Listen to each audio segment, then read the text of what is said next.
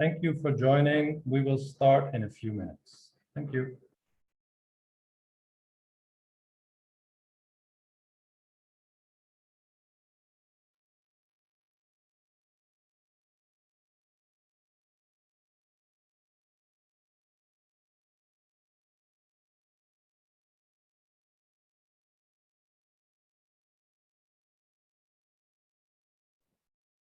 Thank you for joining. We will start in a few minutes.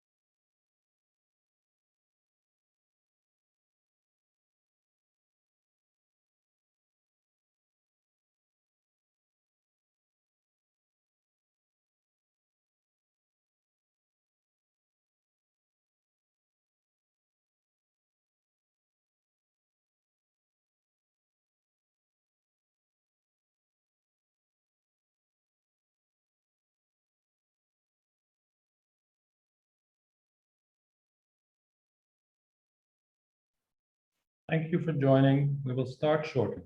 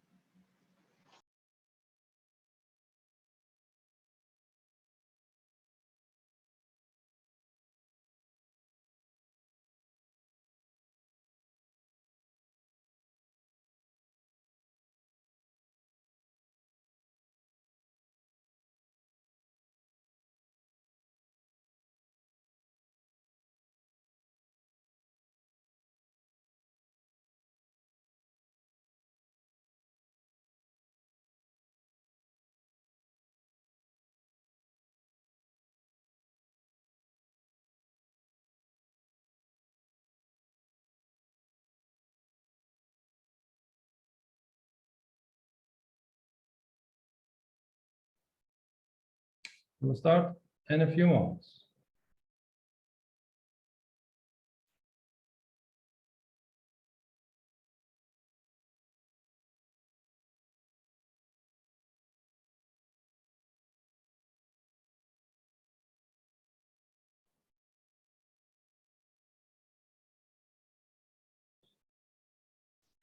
Thank you all for joining our first Netherlands Thai Business Forum. Your Excellencies, ladies and gentlemen, welcome. It's a great pleasure to have so many joining us today for this event, and we will hope that this will grow out to be the annual event for the Thai-Dutch business relations. My name is Siep Hoostra, and I am the consultant for the Board of Investment Thailand for the Benelux, and I will be your moderator for today. Last year in April, we had planned the first Netherlands Thai Business Forum in The Hague. The Thai delegation was booked and all preparations were in place. And then we heard something about a virus. And as so many other things, we had to cancel the event at the last minute. The Thai delegation couldn't fly from Thailand and everybody was stuck at home for a year. We had hoped that by now life would have recovered and we could meet in person again. But although the situation is rapidly improving and we see lockdowns ease in the last weeks, this year's Netherlands Thai Business Forum will still be a virtual event. On one hand, that is, of course, a shame because we all would have liked to see and meet each other in person again. On the other hand, it gives us the opportunity to invite attendees to our event from Thailand. And I'm very happy to see that indeed we have a large group of registrations from Thailand and even from many other countries around the world. We really wanted to organize this event as we wanted to continue the many relations that have been built up over so many years. During the last year, a lot of people and businesses have reinvented themselves and found new ways of doing business, new markets, new products, new ideas. And to give this a platform, we are very happy that we can organize today the first Netherlands Thai Business Forum. We hope this becomes an annual event, live, virtual, or hybrid, where Dutch and Thai business relations and organizations can meet and exchange their views and discuss the latest developments, helping both Thai and Dutch companies doing business together. Before we start, just some points of order. At these seminars, your microphones and videos are muted. Feel free to send us your questions via the Q&A button. We will try to see if there's time to answer them during the webinar, otherwise we will answer them afterwards. In the second part of the webinar, the panel discussion, there's also a Q&A. If you have any questions popping up after the webinar, do not hesitate to contact us directly by mail or by phone. All the presentations will be made available for the audience in a links that you will receive after the webinar. I will now take you quickly through the agenda for today and then introduce the first speaker.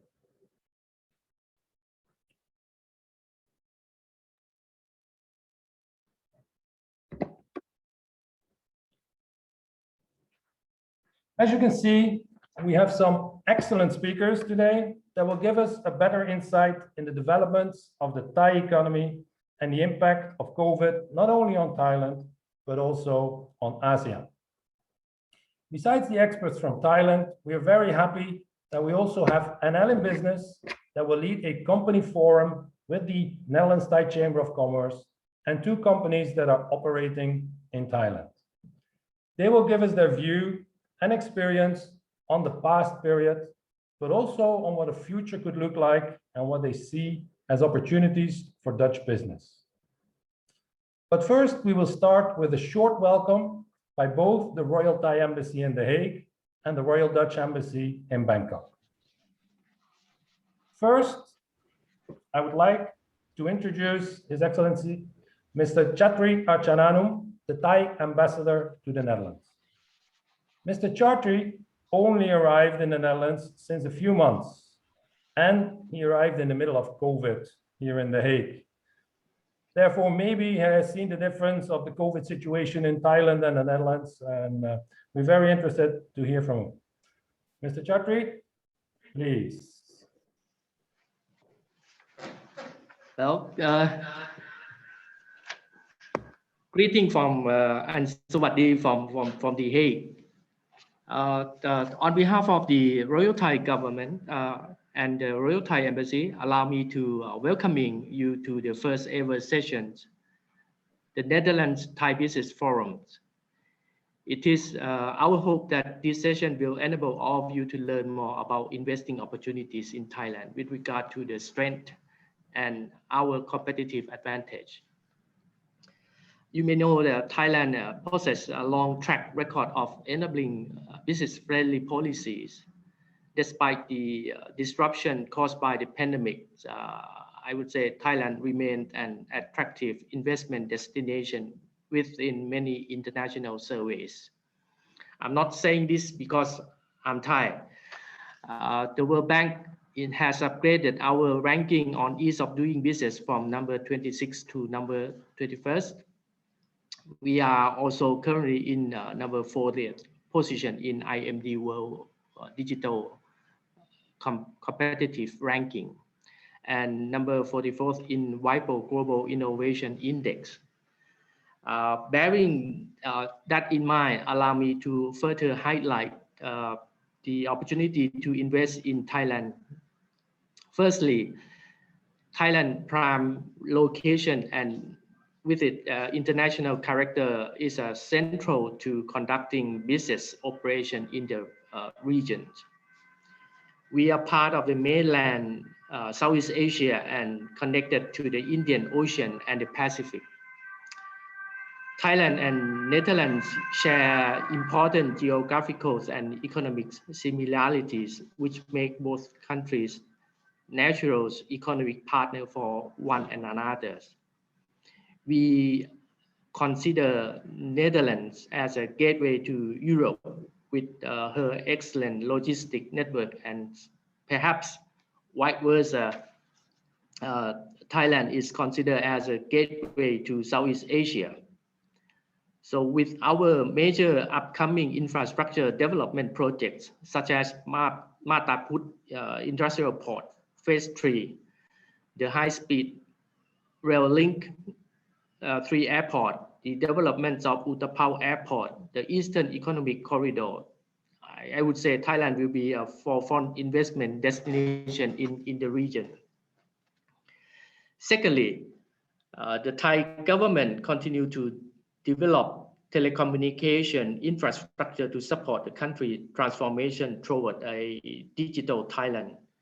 With 5G spectrum auction complete in February last year, Thailand is the first country in ASEAN introducing commercial 5G services. Our launch of 5G greatly assists emerging technology such as advanced robotics and artificial intelligence, AI, so-called. And thirdly, Thailand has a national policy supporting biocircular green, or what we call a BCG economy. The BCG economy is a model which supports a green and innovation-based economy that ensures sustainability through a balance between value creation and environmental conservation. Thailand's main 4 areas for BCG development are based on our strength, namely the food and agriculture, medical service and wellness, energy and biochemical, and lastly, our tourism and creative economy. In short, I would say we plan to be innovative and go greener for better gain in a sustainable manner. I think that this trend has come as no surprise to you, as the EU also possesses the Green Deal policy.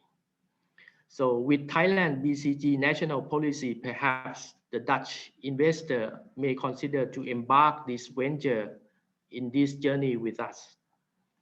Last but not least, the long-lasting bond between our two countries, which will commemorate its 420 years of diplomatic relation in the next 2 years, 2024. And with the excellent bilateral relation at every level, including the private sectors, have always provided for the strong cooperation to the Dutch investment in Thailand. So therefore, I would like to take this opportunity to extend the invitation to all of you to take advantage of the opportunities that Thailand can offer.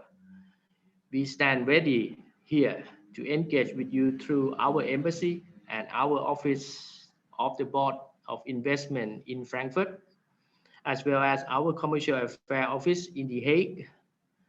So with that good spirit, let me finally wish you a fruitful and successful session. Thank you very much. Thank you, Mr. Ambassador.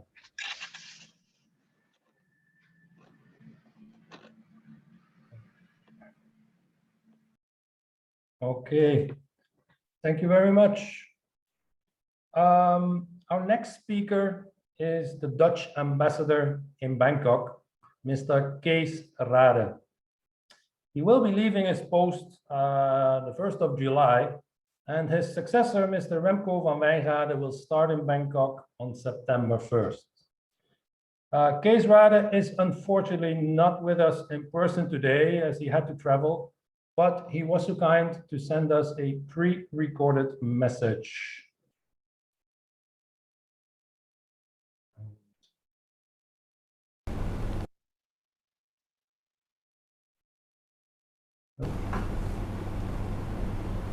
Good morning, Ambassador Chatri. Good to see you again, and good morning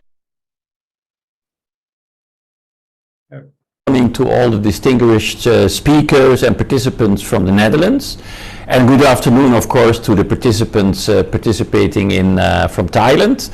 And it is my great pleasure to welcome you at this Netherlands-Thai Business Forum today. And the purpose of this business forum is to inform you on the potential of the Thai market for your businesses. And you will hear from the Thailand Board of Investments what the relevant regulations and instruments are. And allow me in this respect, since I did mention them, to thank the BOI for this very good initiative to organize this business forum. And furthermore, a few Dutch business persons already active in Thailand will share with you the do's and don'ts of doing business in Thailand. And then our bilateral Chamber of Commerce will also tell you how they can support you in your businesses here. From my part, I would like to share with you some consideration as to why we as Embassy of the Netherlands in Thailand believe that indeed this is a very promising market that certainly justifies your interest and your attention. First, Thailand is the second largest economy in Southeast Asia.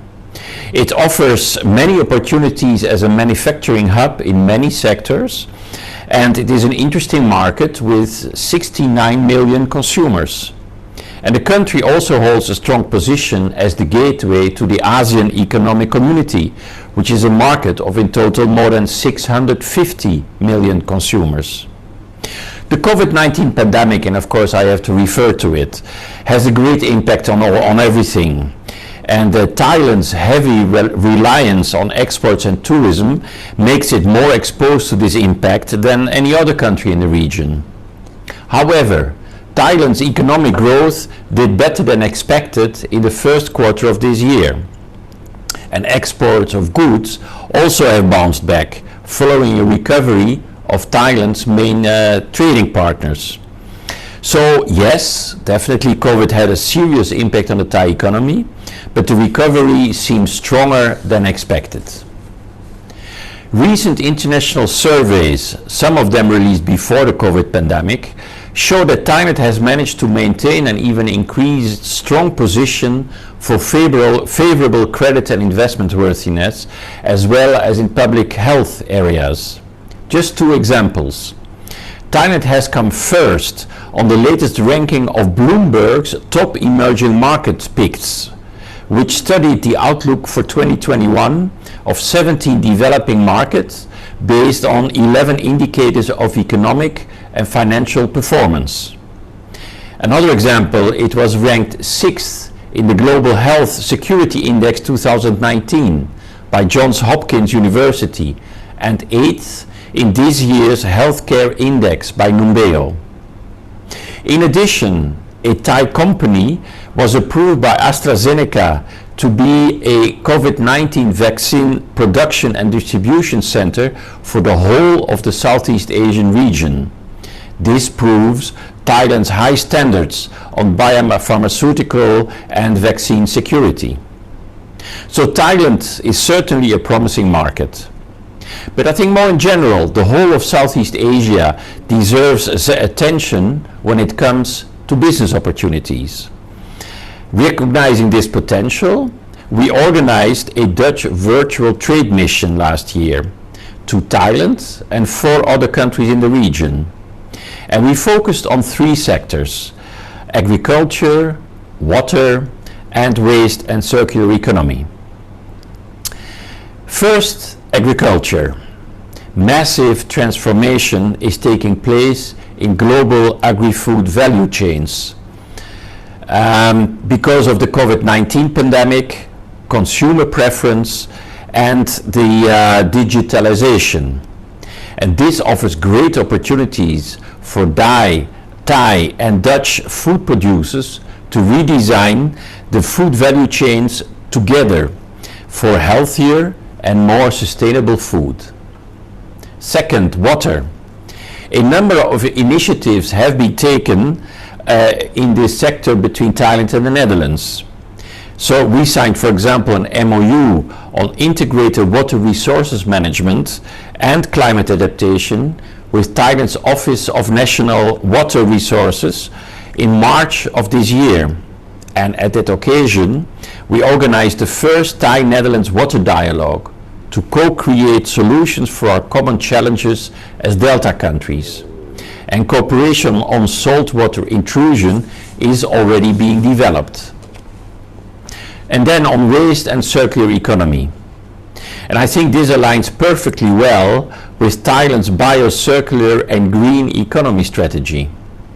Demand for green consumption is growing, and companies are looking to develop innovative ways to reduce waste. Therefore, we see opportunities for Dutch solutions that can harness advanced technology to close the loop. Another example of promising Thai-Dutch economic cooperation is the life sciences and health sector. We will organize a virtual mission in this sector to Thailand that will take place from 28th of June to the 1st of July. And LSH is one of the fastest growing sector in Thailand. And the Netherlands can offer smart solutions in the areas of advanced medical devices for diagnosis and treatments, including e-health and elderly care solutions. Concluding, I hope I have been able to illustrate the interesting potential of the Thai market and of the opportunities for Dutch companies to be active on this market. So let me thank again BOI for organizing this forum, and I can also assure you that the economic team of the Dutch Embassy here in Bangkok is of course entirely at your disposal for any assistance you might require in your future activities in Thailand. I wish you a very fruitful discussion. Thank you for your attention. So, we will kick off the webinar now with a wider look at ASEAN and then Thailand. Mr. Matthijs van den Broek of Further East Consult is an expert on social economic trends and business developments in Southeast Asia. He has lived himself for 10 years in Thailand and worked also in Vietnam. He will give a broader view of what the impact of COVID was on the whole of ASEAN and how the different countries have dealt with this and how Thailand has been coping. Matthijs, please, and I will do the slides for you. So just tell me when you want a new slide. Thank you very much, Siep. First of all, I would like to thank the BOI, the Royal Thai Embassy in the Netherlands, and Netherlands Thai Chamber of Commerce and NLM Business for hosting this this discussion. I think it's an excellent opportunity to meet again and to see where we're at this stage of this crisis and how we can economically rebound from it, if we're not rebounding from it already. So I would look at it at this certain developments from an ASEAN point of view. Of course, the entire region has been hit by COVID-19, as other parts of the world have been hit. And it's good to sort of see where we're standing now and what it needs to be done to sort of fully rebound. I will highlight some examples from Thailand, and probably the speakers following me will get more into detail. There's some great examples how Thailand is developing initiatives to opening up the market, whether it's tourism or whether it's trade. So it's not all negative news. It's a lot of initiatives, and step by step, ASEAN is getting a grip on this new wave of COVID infections. And as I said, and as the ambassador, the Dutch ambassador already mentioned before, actually trade-wise, export-wise, the first quarter of 2021 has been remarkably well for Thailand. I will come back to that later. Let's have a quick overview on ASEAN, some facts and figures. Siep, if you can show that slide. These are the numbers. And believe me, the statistics are quite accurate, especially in a lot of these countries, because they had their act quite good together early 2020 already, when Europe was still sort of denying the fact that there's a virus coming. ASEAN countries anticipated and reacted quite quickly, whether it's face masks, whether it's contact tracing, whether it's testing. They had to act together quite rapidly. So the numbers, the casualties, the number of deaths, the number of infections were quite low all throughout 2020. And even in 2021, they're nowhere near the numbers we know in Europe and in other parts of the world. Although the current situation is quite a new one, the Indian variant, or the Delta variant, I should say, is causing some difficulties. You see the numbers here. This sheet is from the 9th of June. Today, they have risen here and there, a couple, but you see the numbers are quite low and in comparison with Europe, although it's quite dramatic.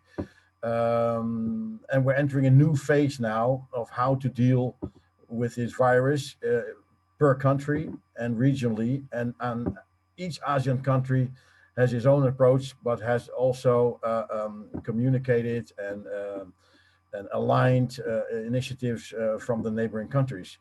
Maybe you can show something on the next slide, Siep. It's not like ASEAN hasn't been doing anything. They have a lot of committees and meetings and bilateral support, how to encounter the pandemic and how to share best practices.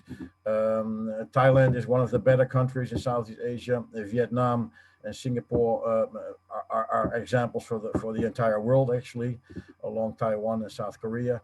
But Thailand has been doing quite well, and even this new unexpected wave, I'm sure they will tackle it, and with the right measures to take. But ASEAN as a region is like not 10 member states individually.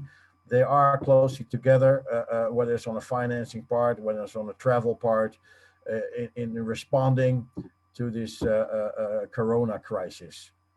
Okay, see. Here you see some, yes, it's quite small, but the challenge now is they've been doing so well in keeping the borders closed and keeping the virus at bay and having the number of casualties so low. Now this new challenge is, how do you get your people vaccinated? While we're in Europe, accepted the fact that in the Netherlands alone, more than 20,000 people died.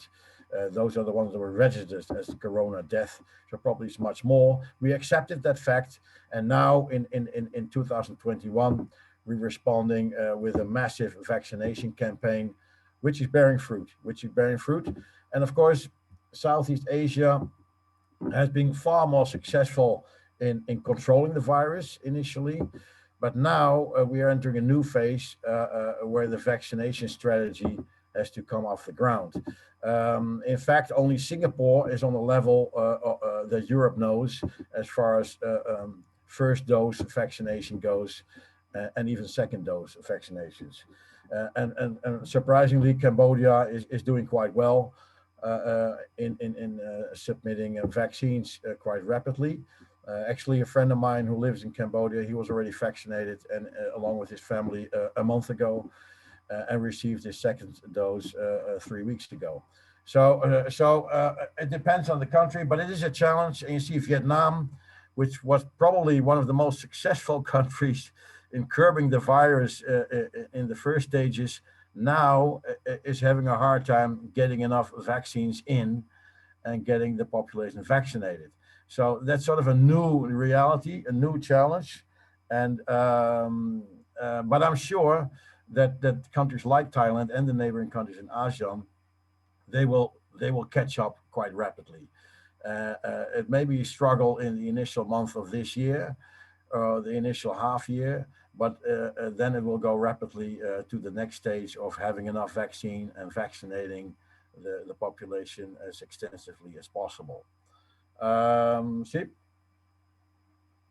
Yeah, of course, you know that a lot of nations in Europe and the US have been supporting SMEs, has been supporting entrepreneurs, whether it's on a tax break level, whether it's on payment of employees, whether it's on individual entrepreneurs getting subsidized. ASEAN is doing exactly the same. A lot of ASEAN countries have been trying to support their businesses, whether it's individual entrepreneurs or larger enterprises, with tax breaks, with all kind of subsidies and financing loans. Of course, it's not so that businesses have not been hit in ASEAN and in Thailand, for example. Millions of people have lost their jobs. People have been forced to close their businesses. But as you know, knowing ASEAN, knowing Southeast Asia, the rebound will be very quick. The entrepreneurial spirit will enable Asian businesses, Thai businesses, to pick up where they've left and rebuild very quickly. Let's have a look, Sip. Yeah, as the ambassador mentioned in his opening remarks, the recovery is already happening. As neighboring economies, whether it's Taiwan, whether it's Japan, whether it's South Korea, whether it's some European nations who have been having their vaccination act together, business picks up real rapidly. Thai exports grew 13% year on year in April, the largest gain in 36 months. GDP growth is expected to pick up after a dip in 2020 and come around 3-4% in Southeast Asia in 2021. Is that realistic? I think so. The first region to rebound from this tragic crisis is Asia. The first one to resume doing business, trading, investing is Asia. So I'm quite confident that 2021, the second half, and definitely 2022, we'll see a strong rebound, and as I mentioned, ASEAN will catch up. It looks now that Europe is in the lead as far as recovery is concerned, due to the massive vaccination campaign. Okay, in Southeast Asia and Thailand, it may take a few months longer, but in 2022 at the latest, Thailand will rebound, Southeast Asia will rebound, and having had far less losses, far less casualties, and pick up the business as they were used to do before the pandemic. See? I'm sure our next speakers will go into this in more detail. The Phuket Sandbox is a great example of looking how to reopen tourism in this case. For example, Koh Samet, the other island, has a nearly 100% vaccination rate as of today.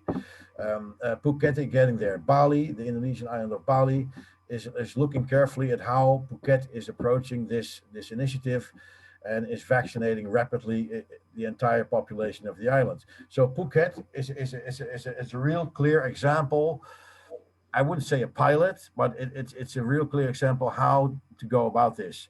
The date is still set on the 1st of July. There are some doubts if it's feasible and how to go about it. But as far as I know, the latest news is that there are no quarantine measures for people that have either PCR test or are vaccinated, as long as they stay on the island. But I'm sure some of you will have maybe even more accurate details than I have. But as far as I know, it's going along the 1st of July. Many flights are booked. I heard Qatar Airways, I heard the Emirates, the direct flights to Phuket. So it looks like it's going to happen, and that's a great sort of field lab test case, how to go about it and how to kickstart the economy. And Thailand is really having a plan on how to reopen the country beyond Phuket. You see here the 4 phases, the last one being early 2022. So yes, a new reality, a new phase in this entire pandemic, where vaccination seems to be very important. But as we're used to know from Thailand and neighboring countries, they will go about it rapidly, government response will be adequate and timely. And in the end, it may take a few months longer, but business will be as strong as ever before. Let's have the next slide, the last slide, Steve. Yeah, it's always mentioned gateway, gateway, gateway. Every country positions itself as a gateway to something, but in the case of Thailand, it is truly the case. When I lived in Thailand in the 90s, from 1981 to 1991, Thailand was the gateway to the Greater Mekong sub-region, and maybe even Southeast Asia. And it still is today. It still is today. If you see where it goes, where you look at connectivity, where you go at regional headquarters, where you go at business hubs, Thailand is still, and Bangkok in particular, is still the gateway to the neighboring countries, whether it's Laos, Cambodia, Vietnam, Myanmar, and even further south to the Southeast Asian neighbors there. But definitely to the Greater Mekong sub-region. And it's been holding this position as being the gateway for 30 years now. And it will continue to have this edge, this advantage in the new geopolitical arena, where Western nations or other nations are looking at new manufacturing hubs, new supply chains, when Thailand will definitely be one of the beneficiaries of this new geopolitical arena. So Thailand will be back on track. It may be 2022 fully. It will regain its position in the region, and it will pick up where it left. And I'm very confident that ASEAN as a whole, and Thailand in particular, will be very successful in also tackling and countering this new wave, this new challenge, and will be a true business partner in the years to come, as of the second half of this year or the first quarter of 2022. Okay, I thank you for my brief overview of ASEAN as a region, and Thailand in particular, where trade seems to pick up. Tourism experiments are coming along. Travel bubbles are being initiated. So I wish you all the best in looking at new opportunities or restarting your business as soon as possible. Thank you all. Thank you, Matthijs. That was a very clear insight in ASEAN, and especially also how Thailand in perspective of ASEAN is doing. Thank you very much. Now we have a little video to all give you a good idea in what situation we're in. Dear Crisis, we still remember each and every challenge you've thrown our way. Though we know you will never take it easy on us, we just want to thank you. You've reminded us how lucky we are to live on solid and fertile ground. You've proved just how strong and supportive our healthcare system is. And it's you who made us realize that we are the beating heart of ASEAN with unique potential.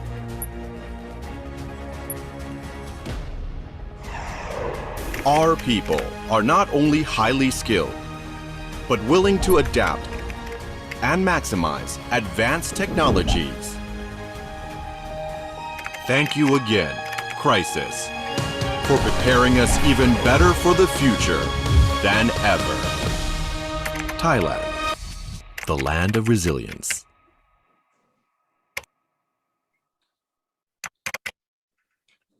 Thank you. So now you see the theme of our webinar. I'm very happy now to ask Mrs. Sanlaya Aksharwat, Director of the Thailand Board of Frankfurt office, who is responsible also for the Benelux countries. She will give an update on the BOI policy and how BOI can support Dutch companies with their investments and expansions in Thailand. If you as a company are considering a project for Thailand, Khun Sanlaya and myself will be very happy to support you, and you can let us know after the webinar we'll be happy to set up a call or have a meeting with you. Kunsalaya, I will now do the slides again. You just tell me when you want a next slide, please. Okay, thank you. Excellency and good morning, ladies and gentlemen. This is an honor for me to be given this opportunity to speak at this webinar. So today's agenda, I will be talking so much about the BOI policy and incentive. Please next slide. And also I will talking about the BOI service. And after my presentation, the BOI Deputy Secretary General will focus more about investment and business opportunity in Thailand, especially after the COVID-19 crisis. So let me start first by telling you a bit about Thailand Board of Investment or BOI. Next, please. For the BOI, we are the government agency under the office of the Prime Minister. Our job is to support and facilitate the foreign investor, both existing investor and the new investor to invest in Thailand. By we can providing comprehensive information and advice on establishing operation in Thailand. And we are the coordinator between the foreign business community and other public agencies. Our main job is grant incentive to the project invest in Thailand that we have both tax incentive and non-tax incentive. And we can provide business support service for the investor. Next, please. Next, please. As you can see on the slide, our major responsibility includes providing tax incentive and non-tax incentive to the investment project. I will not go into detail of each tax incentive, but would like to mention about our key tax incentives, such as the exemption of corporate income tax and duty concession, such as exemption of import duty on machinery that you use in your project, and also reduction of import duty on raw material that you use to produce for export. On the right side, our non-tax incentives are targeted to facilitate for investors in doing business in Thailand, such as the right to have 100% of the share ownership. In general, in Thailand, we not allow foreigners to have 100% share ownership in some business. But if you get the BOI promotion, no whether you are in manufacturing or service, you can have 100% of the share. And another non-tax incentive, such as the permission to own land and the facilitation regarding visa and work permit. And we can provide facilitation for companies that want to bring in expats to work in the project and so on. Next, please. For the corporate income tax exemption, the package that we are running at the moment are based on activity we call activity-based or standard incentive. So the length of tax exemption would depend on what you do, what kind of product you will be producing, and what kind of service you will be providing, and what level of technology that you will be using in the project. But at the same time, you can obtain another incentive we call additional incentive, because we want people to do some certain things such as R&D activity, support academic or university, IP licensing fee, or advanced technology training, and so on. This is called merit-based incentive, that you can get more additional and incentive on top of the standard incentive at the same time. We also have area-based incentives, such as in the EEC area, that is the Eastern Economic Corridor. This is the palm area of the country. So we are offering special incentive on top of the standard incentive if the company located the project in the EEC area, and so on. Please next. For the if you want to know how many that you can get the BOI incentive, this is a slide show the standard incentive or the activity-based incentive with the number of corporate income tax exemption depend on activity or product and technology that you apply for your project, range from 0 year to 8 years. For example, if you produce automation part with high technology, your project will belong to A1 to A4. That means you will get both tax and non-tax incentive, range from 3 years to 8 years. But if you provide, if you produce only plastic part or you provide only service, your project will belong to B1 and B2. That means you will get only non-tax incentive. Please next slide. I would like to turn to my last part of my presentation. This is the BOI service. At the BOI, we have one-stop investment center or OSOS to help especially for the newcomer who want to start a business in Thailand. At the OSOS, we have a representation from the government agency related to operation business in Thailand to give your advice and facilitation to the investor.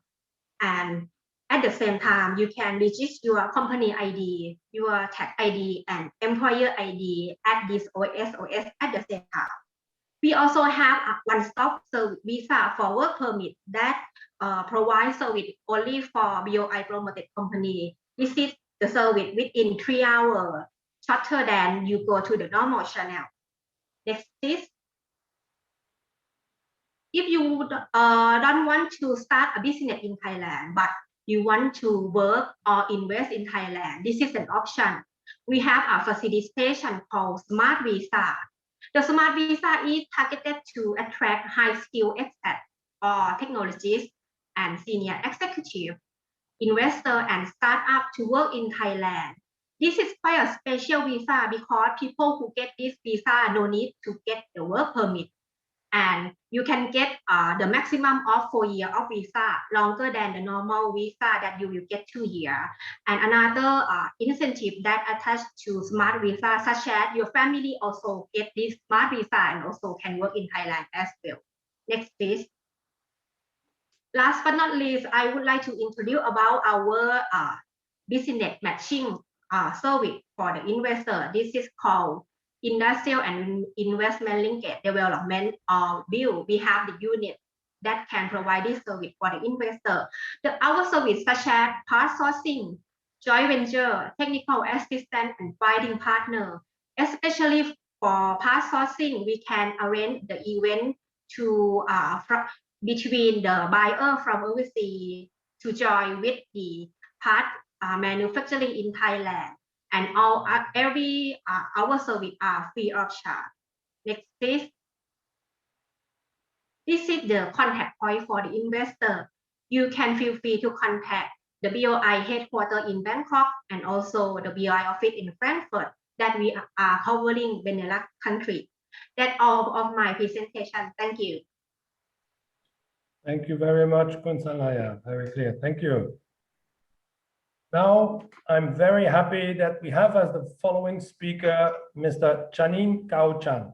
He's the Deputy Secretary General of the Board of Investment, Thailand. Kun Chanin has been Director of the Frankfurt office from 2011 to 2014, where he was also responsible for the Netherlands. And some of you might have met him before when we traveled around the Netherlands. Kun Chanin was also responsible within the BOI to set up the BILD division that Kun Salaya just talked about. BILD helps Thai and foreign companies to match up as potential partners or suppliers.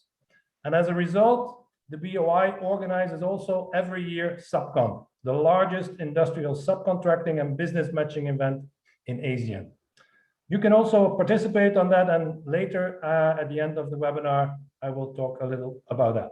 But first, I will let Kun Chanin, you want to share your screen, please? Yes. Please stop your share first. Oh, sorry.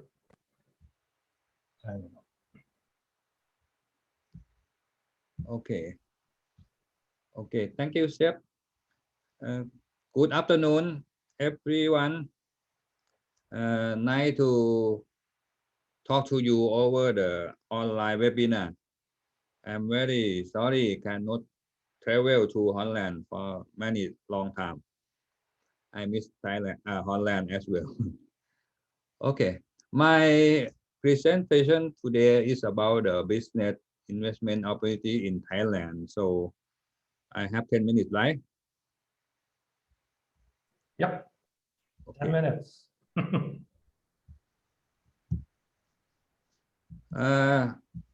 Okay. I think most of you already know about Thailand and you more about sightseeing and Thai food or something, many things. And I think many of you also miss Thailand right now.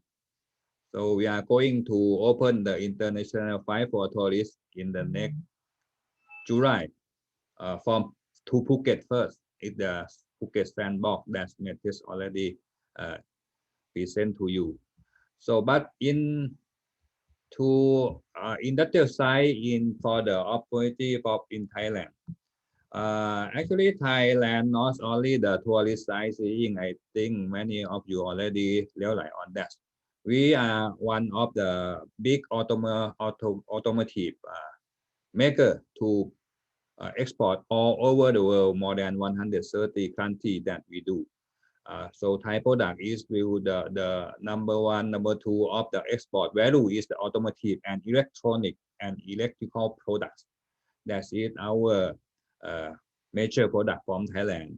But actually, our base is we are agriculture based. So our people, most of the people are working in agriculture. That the government have to try to have the more value include in our agriculture product and also would like to support more traveling tourism industry and also health service as well. This is the Thailand right now and in the past during the COVID, okay, our export may be dropped, but in other hand, for electronic, it's going up, not drop. It going electronic going up. I talked to many investors that they found some investors said that they get order more than in the past they ever since they invest in Thailand. So maybe many ones stay in home more and need some electronic appliance to work from home. And why many of them are success to do their business to export product from Thailand is they think that Thailand had the location in ASEAN country and we are in the supply chain of the Chinese as well, industry as well. And Thailand, we have the low cost of living and also office space, and we have the well equipped of industrial estate and development of infrastructure. And we have many free trade agreement area that the investor in Thailand can enjoy the benefit on that. And apart from that, in Thailand, we have strong supporting industry that we can support the automotive and also electronic to produce their product to export in all over the world in the international standard quality. So we have all kind of supporting industry that can support to the investor to produce the product in Thailand. Apart from the industry like automotive and electronics industry, Thailand also have the natural resort in agriculture that we are in the tropical area. So we have the biodiversity that can be high potential on bioeconomy, and we are in strategic logistic location.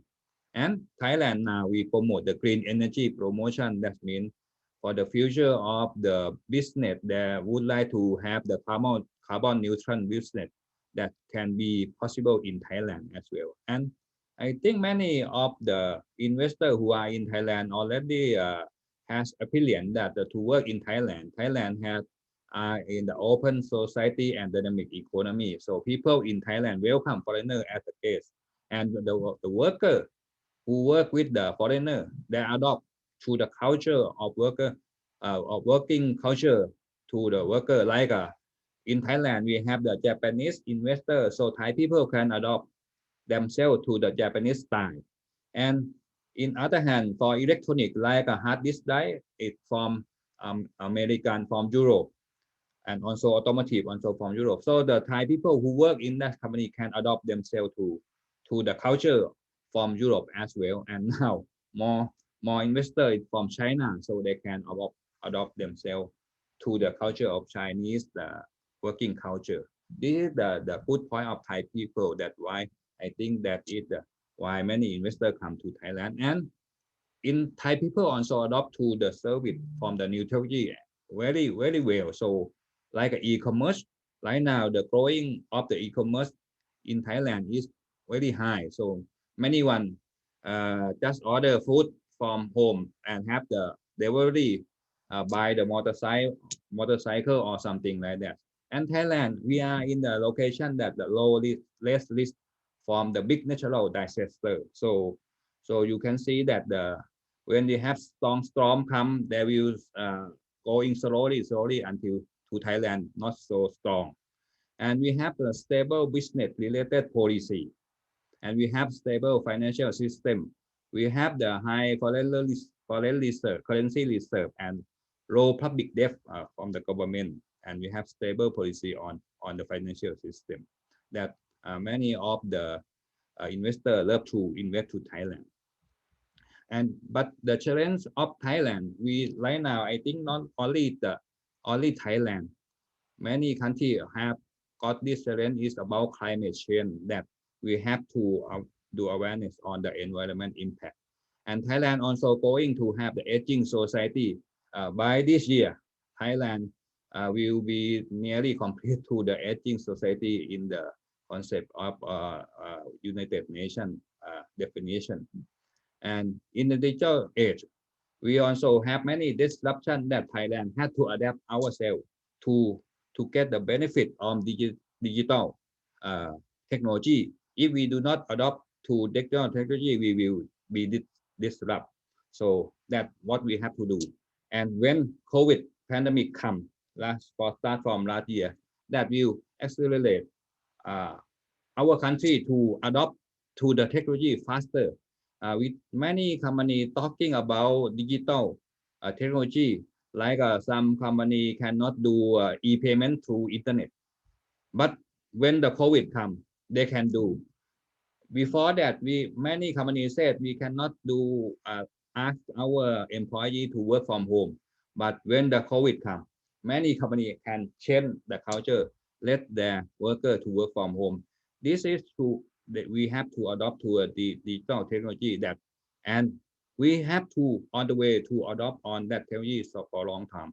And the other thing is what I will not talk too much is about geopolitical. We are Thailand.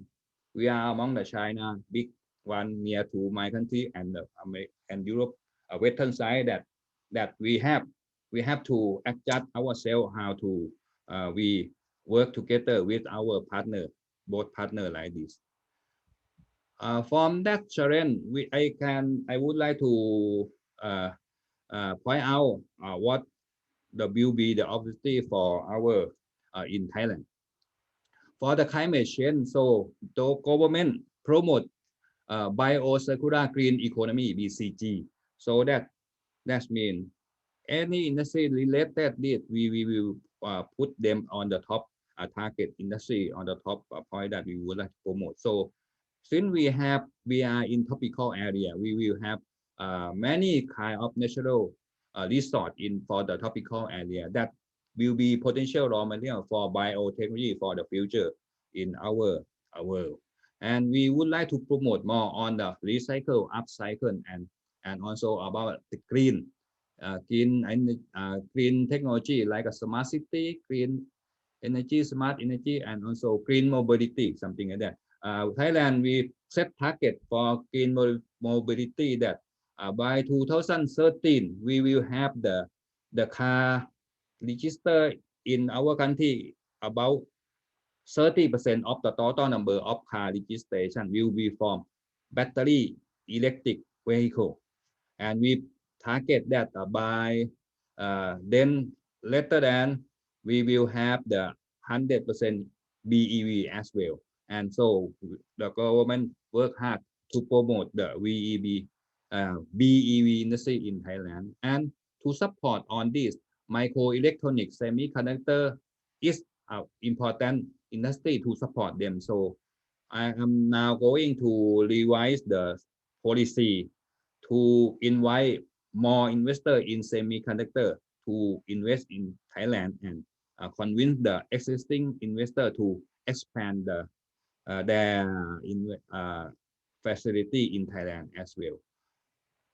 Come from climate change, come to aging society, create the opportunity for healthcare service, for even for elderly care or medical device or preventive medical some style like this.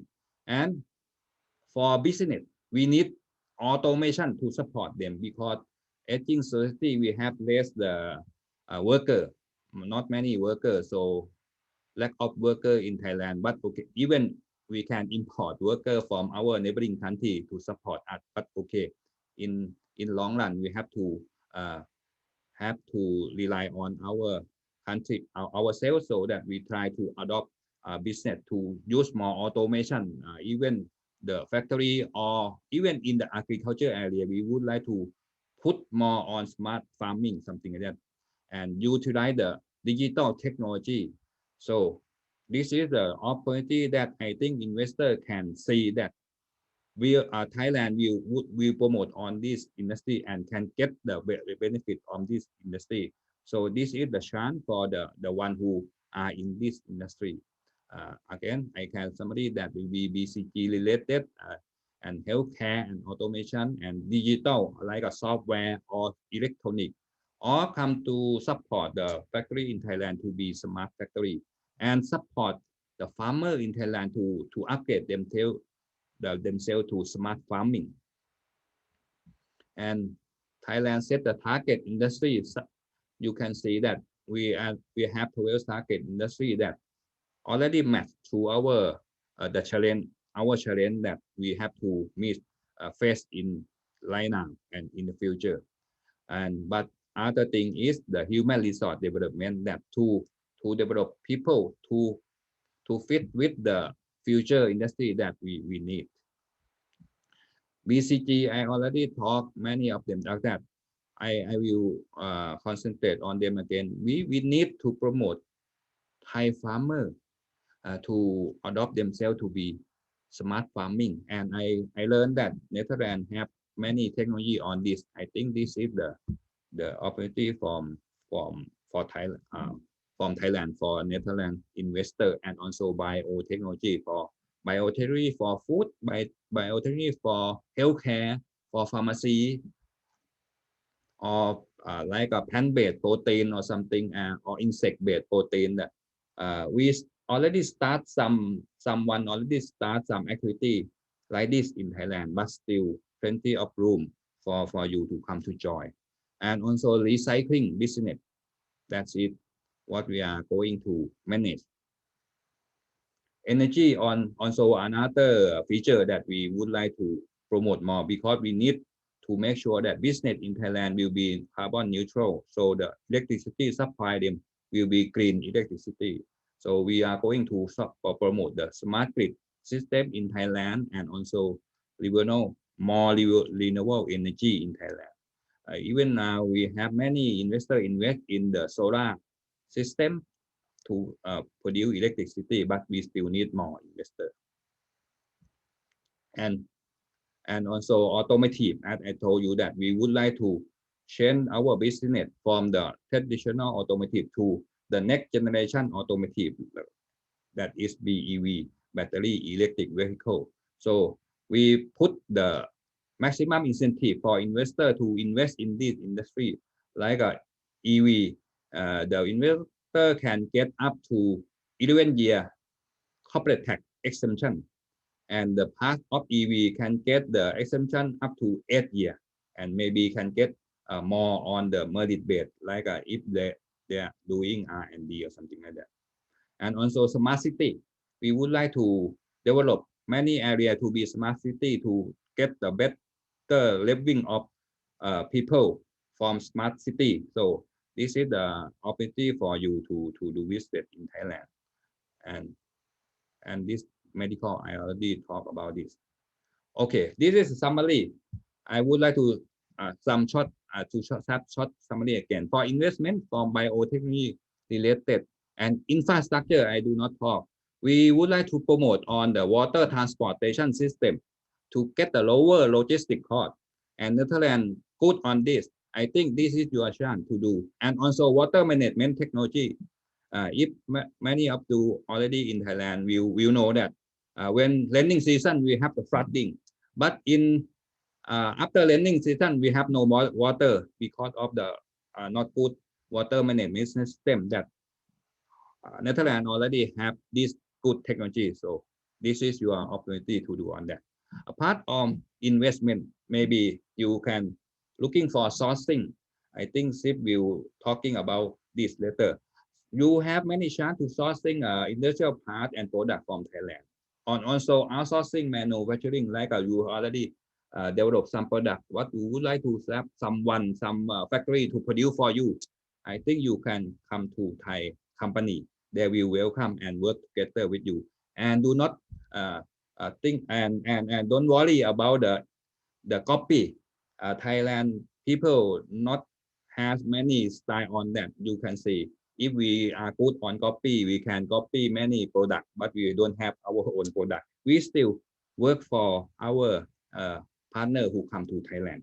That is what I would like to talking about opportunity for investment and sourcing in Thailand. Okay, that is my presentation. Sip. Thank you very much, Khun Chanin. I'll just slide back. Yes, thank you very much, Khun Chanin. That is very clear, and I think there are a whole lot of opportunities for Dutch companies, like you say, not only just for investment, but also for sourcing or partnering. Now I'd like to introduce our last Thai speaker before we turn to the panel discussion. And we are very lucky to have this speaker today. I welcome Mr. Vichao Rakongparoy, who is the Vice Chairman of the Federation of Thai Industries. And he is the Group CEO at the True Corporation, Thailand's largest provider of cable TV and internet services. The Federation of Thai Industries is an organization that brings together industrial leaders to promote Thailand's economic development. It helps to promote industrial enterprises from all industries, and it works with the government in setting up national policies to mobilize Thai industries to reach international markets.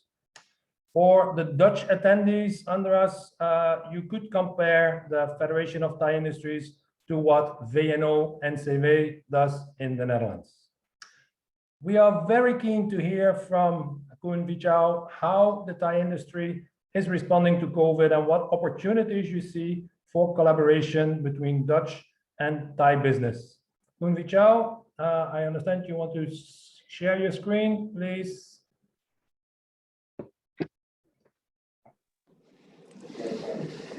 Thank you, Sid, for your wonderful introduction.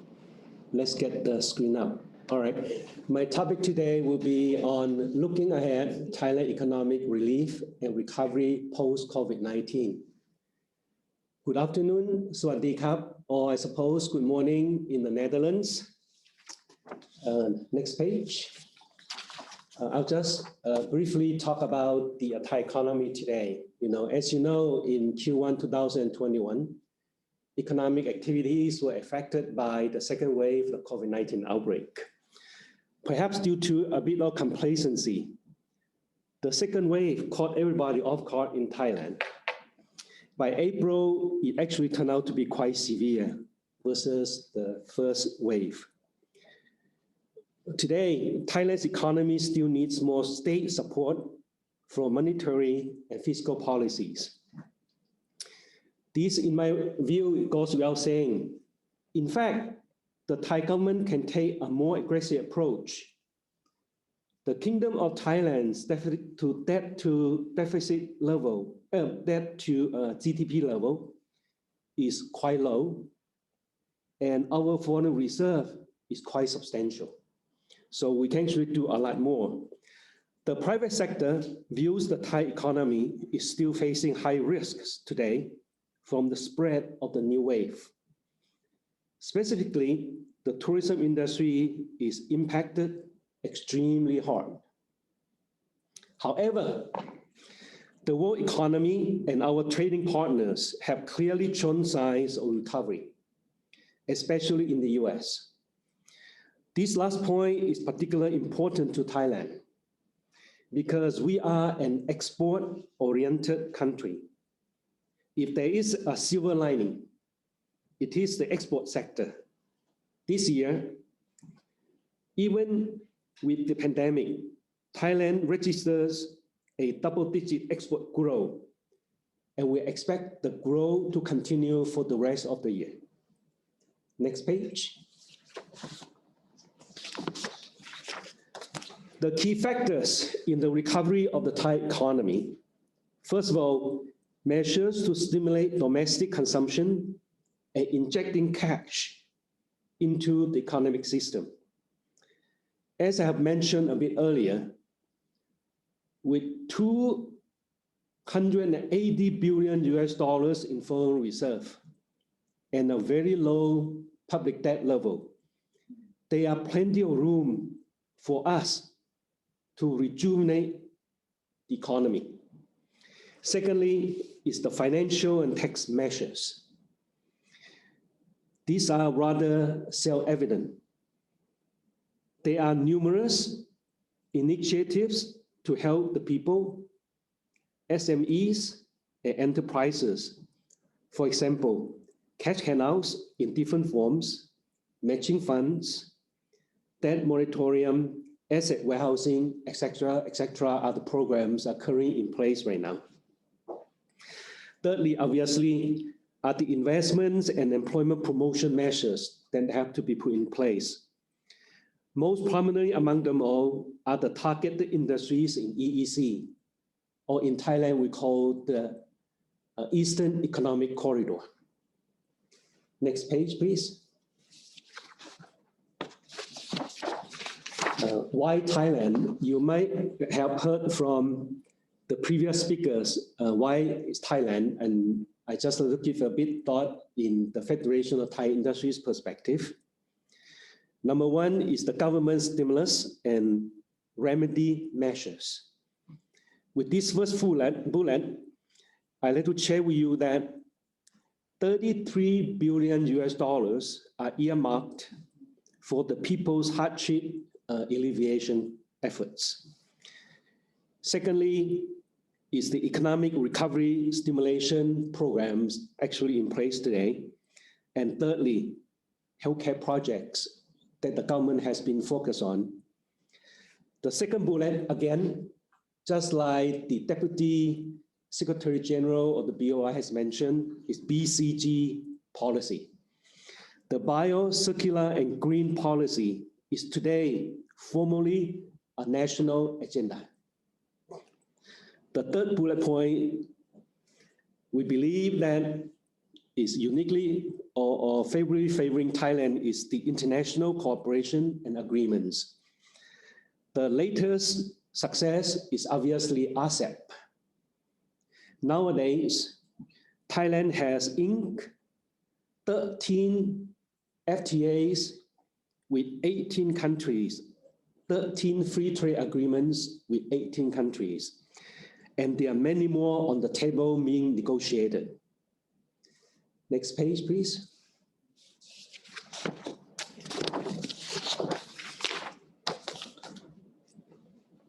The heading target industries, what I meant by that is the potential target industries, they are set to boom post-COVID-19.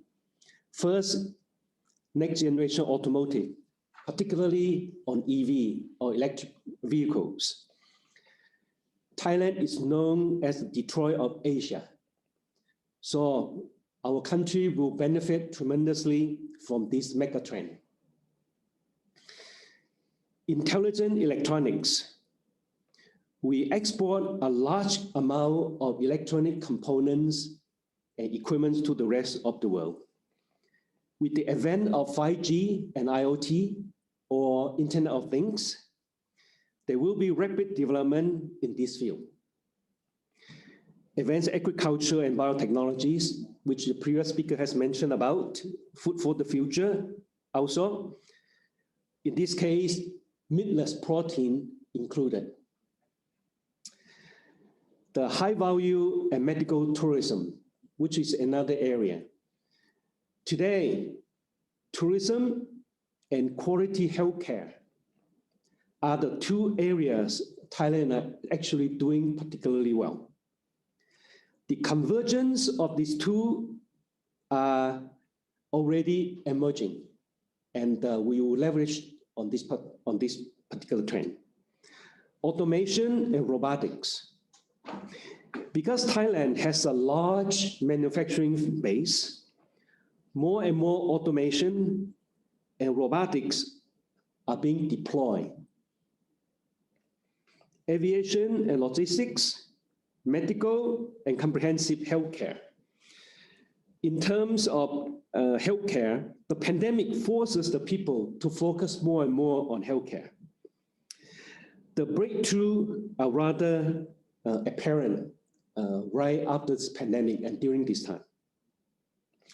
Biofuel, biochemical, digital, defense, education, and human resource development are the other areas.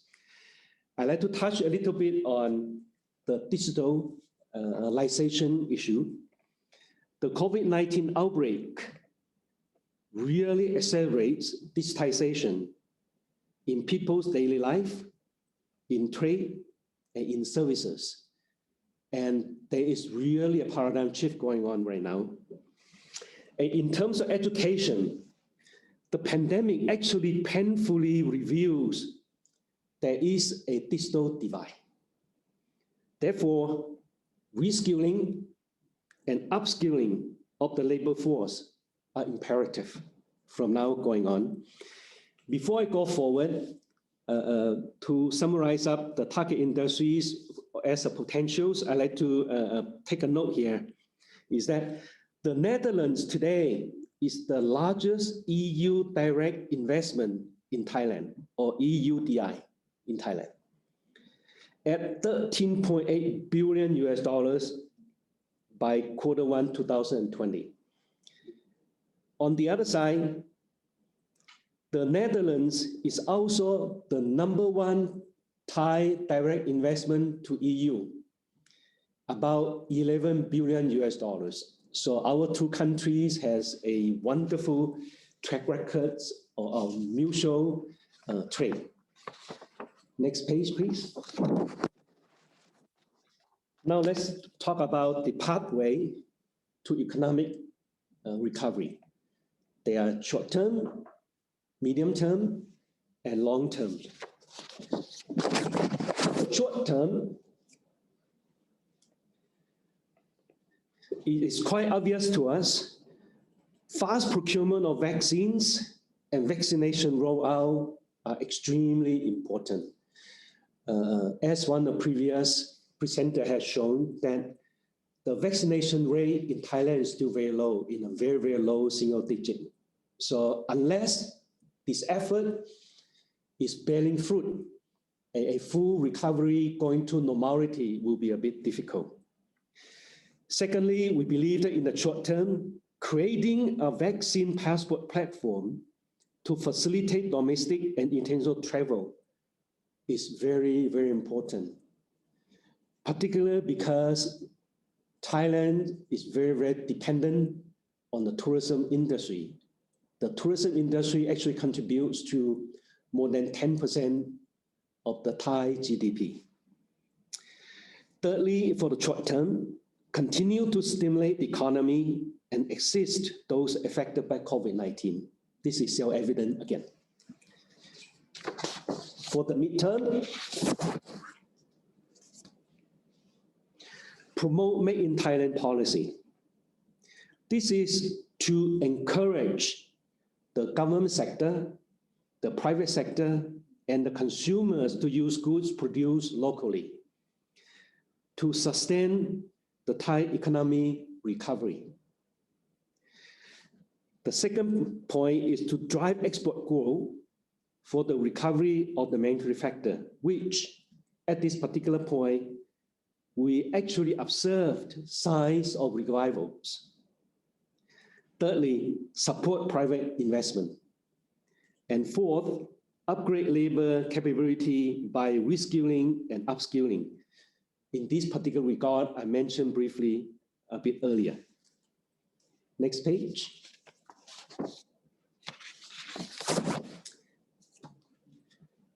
The long-term recovery. For the long-term development of the Thai industries is the transformation of the socio-economic structure for a rapid change world. The pandemic really showed us that in a snap of fingers, things change dramatically, 180-degree change. Entrepreneurs and businesses must be adaptable to a post-COVID-19 new normal. For Thailand particularly, the reduction of inequality in a sustainable manner is imperative. Also, perhaps due to both the pandemic and also the trade wars, unfortunately, that supply chain shift due to reshoring and diversification is quickening. And lastly, if not least, is that we have to focus on productivity by automation, by robotics, by digitalization, or whatever means possible, and also focus on demand and value-added product and services. And given the time for about 10 minutes, I'd like to end my presentation. Thank you very much. Thank you very much, Kun Vichao. Very clear. Thank you very much. I'll just take back. Voila. All right. Thank you. And as you have seen, BOI can offer you information, introductions, and support from the Thai side. But there's also a lot of support available from the Dutch government and from other organizations. And we always have worked closely together with them. We work together with the Dutch Embassy in Thailand and with RVO, both here and in Thailand, of course.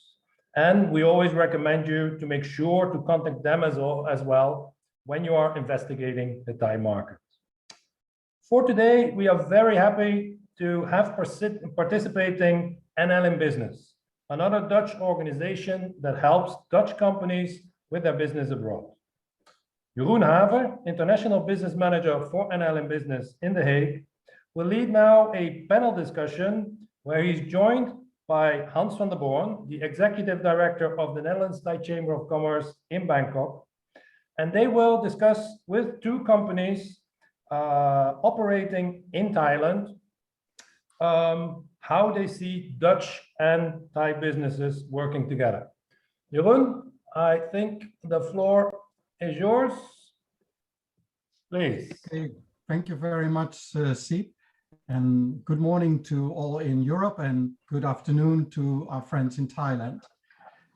Indeed, I'm Jeroen Haver and I welcome you to this panel discussion where entrepreneurs will share their experiences in doing business in Thailand and also about the opportunities for Thai and Dutch businesses to connect.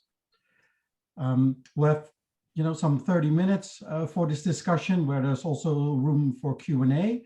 So please enter your questions if you have some at the bottom of the screen at the Q&A button. And afterwards, we'll come back to Siep for a very brief plenary wrap-up of this session. Moving on to our panel and the discussion. I'm Jeroen Haver, like I said, NL in Business, but I would like to introduce our other panelists, the people I will be talking to. First, Mr. Marcel Counters, he is CEO of Lasermet. Secondly, we have Kun Tak from Midpan Group, a large industrial corporation in Thailand. And last but not least, we have Mr. Hans van den Born, Executive Director of the Netherlands Thai Chamber of Commerce.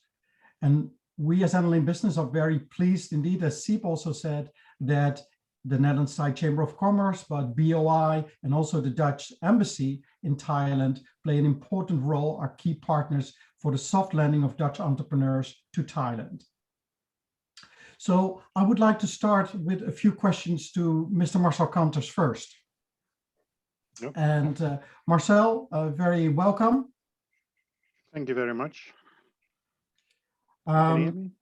Yes, I can hear you very well. So you are a CEO of LaserMed, but you also have some other economic activities in Thailand. Can you maybe just explain us shortly, why did you choose Thailand? Well, actually, I think actually it's more like Thailand chose me. I had a similar company back in the Netherlands, and I was selling medical lasers in the Benelux. And one day I was asked if I was interested in a Thai doctor, to talk to a Thai doctor who was also looking for lasers. I met him, one thing led to another, and I started a company here because he wanted to buy lasers from me on the condition that I would set up a company here. When he did, he promised me enough lasers that made it worth my while to set up a company here. So in the beginning, I traveled between the two companies, but the potential in the market here was so huge that at the end of this travel period, I spent roughly 3 weeks out of every month in Thailand. And that's when my family and I decided to sell off the company in the Netherlands and move the family to Thailand. And that happened around 2008. I started my company here in 2004. Wow. That's why so I chose Thailand. Yeah, thank you. So you have been in Thailand for a long time and doing business there. Could you just explain us maybe what is the most easiest and what did you maybe also find the most challenging aspect of setting up your business or doing business in Thailand? Well, when I started my company, it was back in 2004. So a lot has changed. At that time, it was quite easy to set up a company. It's much more regulated now than it was in the past. The biggest challenge at that time was that you had to have a Thai partner because you were not allowed to own a company. That, with the possibilities that the BOI gives now, opens the way to have fully control over a company as Dutch entrepreneur. The difficulties in Thailand are usually regulations. There are a lot of regulations, and it always depends on the officer of that day how they interpret those regulations. And one day, for instance, my equipment, is it medical, is it cosmetic, is it non-medical? One day you talk to an officer, no, it's medical. The next day you talk to an officer and he has a completely different opinion. And that makes it often difficult to do business in Thailand. Okay, and do you find some support in that field from organizations like the NTCC and BOI? Can they help with that process? We are setting up some new businesses regarding manufacturing here in Thailand. There is where the BOI can help. The problems are very specific regarding import of medical equipment. It is a gray area. Even in the Netherlands, it was already a gray area when I still had my company there. And it is often difficult to make a decision. But it would be nice if there would be one line at least. One example where you see the difference in regulations, and the BOI cannot really help in there, is the difference of opinion between the customs and Thai FDA. Thai FDA says, okay, the lasers we sell are strictly medical equipment. If you want to sell medical equipment in Thailand, your company need a license to sell medical equipment. You need an import license to import every machine. That's for every machine you need a separate import license. That's not a problem because those machines are all made by companies usually in Europe, Italy, Germany, that have the medical ISO certification. Then it comes to Thailand. When it arrives in Thailand, it passes Thai FDA. They check all your documents. Okay, they're all in order. Then it passes to the next desk, and you get customs. And customs simply said, we don't care if it's medical equipment or not. It's used for aesthetic, and you have to pay 10% import duty. On medical equipment, there's no import duty. Now, I'm fine either way. It doesn't make much difference for me whether it's medical or non-medical, but at least have one line, because now the problem you see is when you import as medical equipment or as aesthetic equipment. As aesthetic equipment, doctors would be allowed to advertise. We're not allowed to advertise. Then it's suddenly medical again. Yesterday, we got a penalty from Thai FDA because we had a picture of one of the machines on Facebook, and they had to penalize us. Yes. Just for having, and so that make it either medical or non-medical, but make a strict line. Yeah, well, it's something I think that that's familiar to many exporters and also actually to many countries. Of course, it would be very good if there's a very clear line for this, because this is something, of course, which is very important, as you explain, in terms of advertising later on, or in terms of the taxes that you have to pay. As well as the customers who you can sell it to. If it's medical, you can only sell to clinics. Exactly. Yes.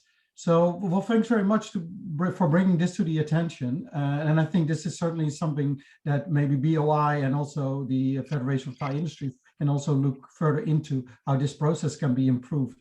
Maybe just briefly, could you, I know that you are actually working on a new tool or medical tool, maybe that's what you're talking about. And we have a short video for that, which is about viral power. Yep. Hans, could you just start that? Well, in the meantime, let me tell you, yeah, okay. Sorry. It's just a very short one. Yeah. Hope we have the sound.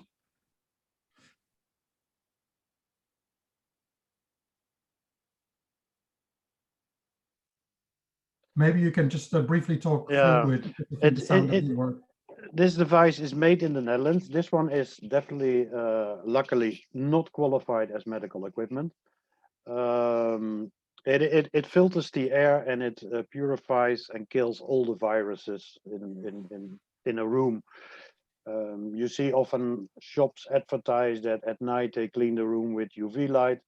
It's all nice, but if your first customer in the morning has COVID or another virus, it will be in your shop the rest of the day. If you put this machine in, it filters continuously 24 hours a day.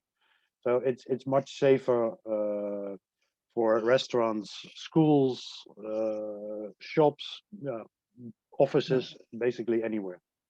Yeah, so this really touches upon actually what was presented earlier today about the opportunities, particularly in the life science and health sector in Thailand. So do you see, maybe to conclude, do you see there is much opportunities for Dutch entrepreneurs like yours, but also others, to kind of tap into that market with products like you create? I think there are opportunities. Yes, definitely. Yeah, the trick or the risk you have to be careful for is not to come in with into the market and tell, well, I'm going to show them how it should be done. Don't make that mistake if you want to work in the medical field. I mean, the medical profession here in Thailand is of an extremely high standard. It is possible to do a very good business. There is a big market, especially if you can afford it. But don't come with the Dutch finger and tell them, okay, we'll show them how to do it. That's not going to work here. No. Thanks very much for that important message also to our listeners. Thank you so much for this moment, Marcel.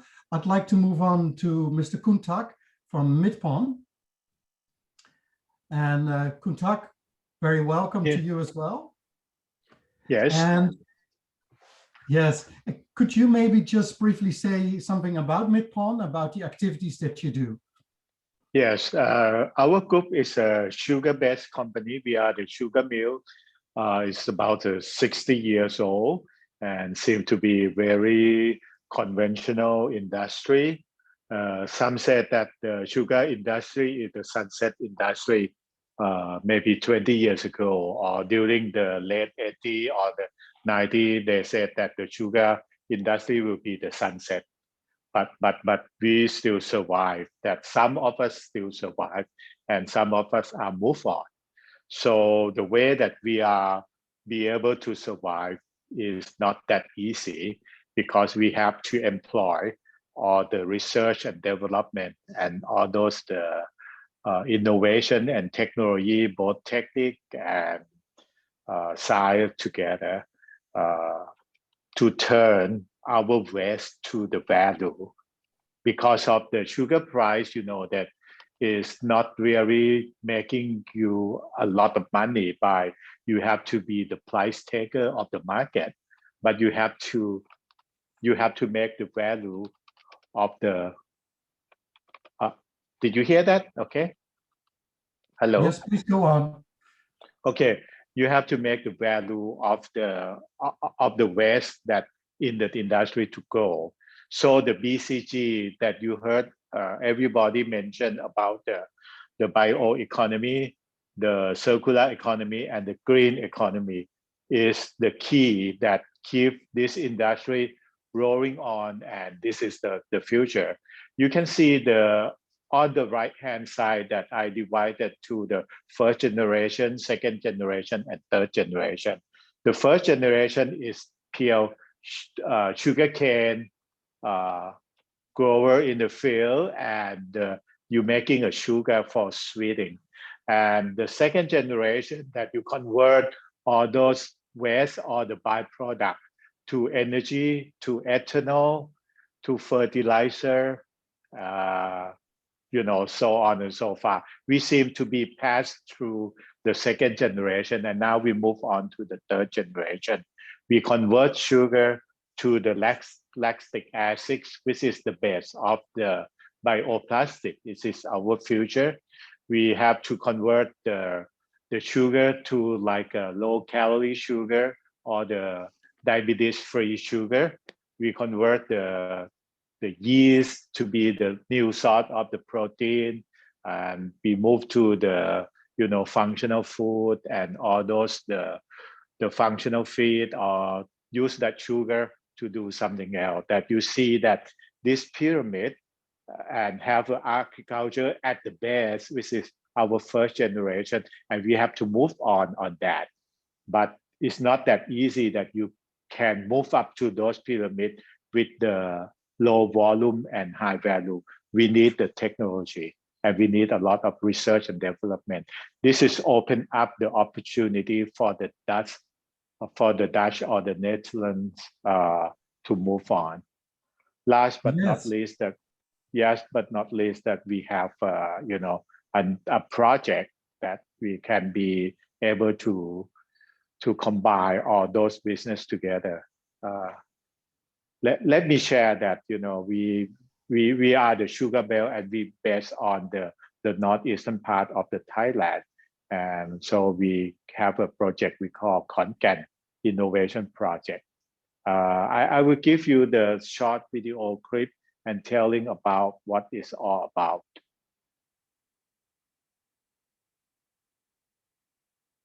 Yes.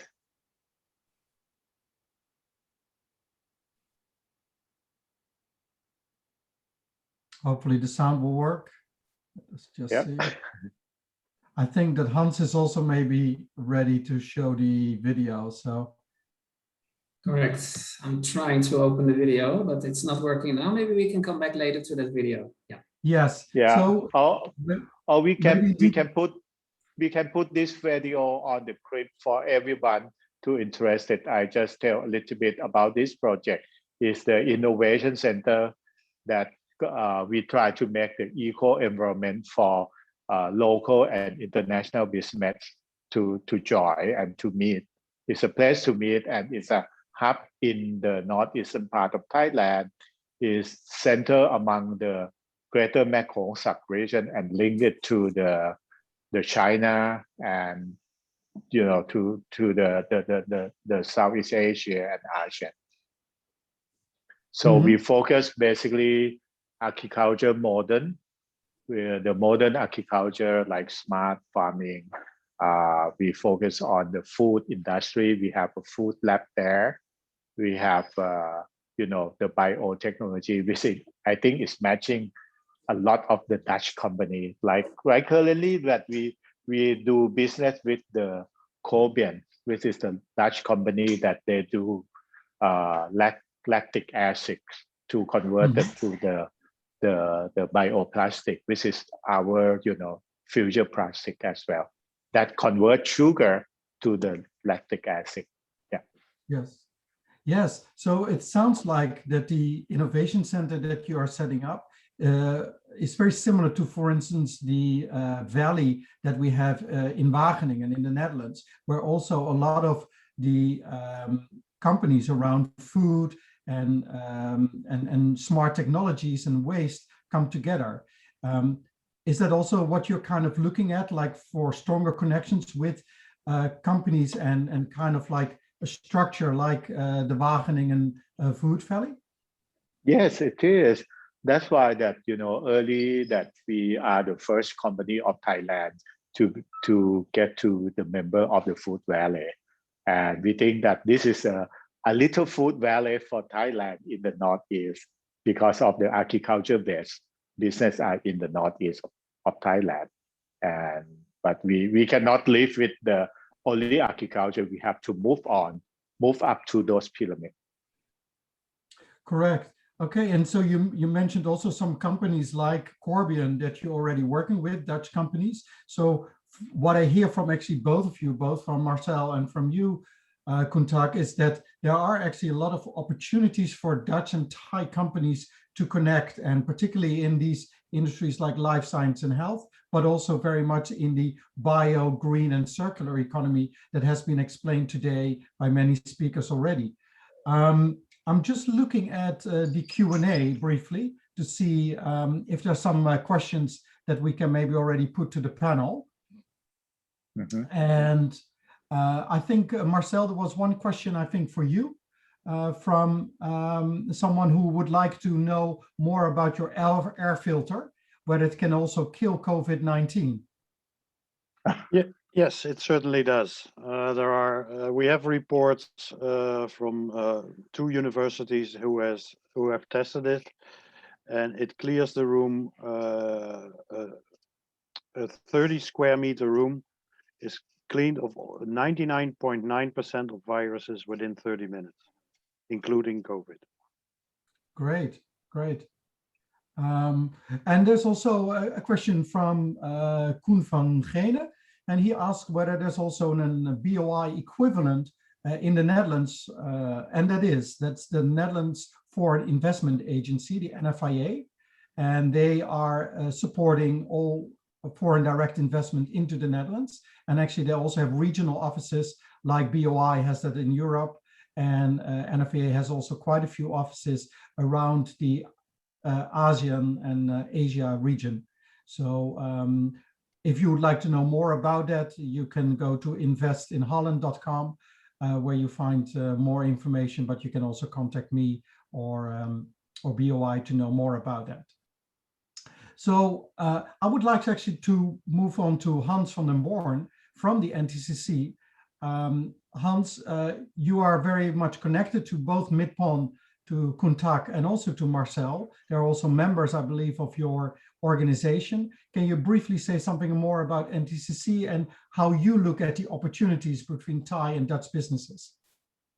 Thank you very much, Jeroen, and thank you to all the panelists and previous speakers. Talking about the Netherlands Thai Chamber of Commerce, which is a member-based organization and started exactly 30 years ago. So we built up quite a large network, both in the Netherlands, but also in Thailand, where we are having an office within the Dutch embassy. And that also tells you that we closely work together with the Dutch government and of course with all the, let's say, Thai government agencies in fostering and stimulating investments here in Thailand and supporting its members. If I look at the list of participants, attendees, there's a lot of NTCC members. I see some board members from the NTCC Netherlands, and I see also quite some members here in Thailand. So without repeating what they know already, what we can do, I think the main message is that, as we have heard, Thailand has a lot of opportunities, but your company as an entrepreneur has specific needs, has specific requirements, perhaps needs specific licensing, or is not clear in, let's say, the work like Marcel explained on custom-related issues, etc. I think that's where an NTCC can support, at least can listen and can help you further in reconnecting or connecting to, let's say, entrepreneurs who have gone through the same cycle. So without reinventing the wheel, we can support you finding answers quickly. And I think that's probably, in a nutshell, Jeroen, where NTCC in a, let's say, destination Thailand can support people, entrepreneurs, companies who would like to start businesses here or want to export into Thailand. Great. Thanks very much, Hans. And how do you see, and maybe Kuntak can also refer on that, how do you see those market opportunities in the biocircular and green sector? Do you already see things happening in addition to companies like Corbion, who are working already with Midpalm? Mm-hmm. Yes. Go ahead. Yes, I see the big opportunity. I know that the biome material is quite expensive at the moment, but it is the future trend, which is a green thing, and I think that the mandate of the governments will help this business to grow. Currently, we supply all the sugar for the Corbion, and I think that Thailand is the base of the agriculture, and you can find the agriculture product base is a raw material to feed or this biomaterial in the future. So this is a great opportunity. But if you're moving up to those pyramids, that is the functional food, which is the Holland are very good at it, right? And what they call like a food ingredient, meat, the meat base of the non-meat base, like avatar meat or something like that. And also that we are looking for the higher technology to move to the supplement and the pharmacy, that we can use those, waste or the agriculture product and transform it to the higher value. And those business center in the Northeast or in Khon Kaen will be the place to meet and a hub to meet. We put all the facility there to meet it equal environment for the big and small business to do business there. Thank you, Kuntak. I think this is this Khon Kaen Innovation Center is certainly something that I think Hans also already mentioned, that he and I and others will come back to, also to a Dutch audience, to connect them and the Wageningen Food Valley area, but also Holland Circular Hotspot, which is a very important network about circular economy and all the companies and organizations active in that. I think they will be very interested in that, together with the agri-food top sector in the Netherlands. So we will make sure that you and other companies in Thailand that are active in this field and looking for connections and research, we'll make sure you get connected to those kind of organizations in the Netherlands and vice versa. Looking at the life science and health, Hans, I believe there's also a trade mission coming up on that sector. Could you say something about that? Yes, indeed. I think the Dutch ambassador already mentioned it in his welcome address. It's actually a trade mission which is organized by the Task Force Health Care, which is an organization in the Netherlands in close cooperation with the Dutch embassy here in Thailand, and they also zoom into 2 other countries. This is scheduled for the 28th of June until included the 1st of July. And that's where certain reports which were conducted the past 2 years will be exposed and will be also zooming in on where opportunities are. And what we understand, and it has been mentioned before by previous speakers, especially in the e-health sector, the digitization of the LSH sector, there might be some opportunities, especially for the Dutch who have expertise in that field. We will also most likely be conducting a further research document project in collaboration with NL Business and the Netherlands Embassy. So in the coming months, we will be studying further what it can mean for you as an entrepreneur in that particular field and where there are opportunities in this sector here in the growing LSH sector in Thailand.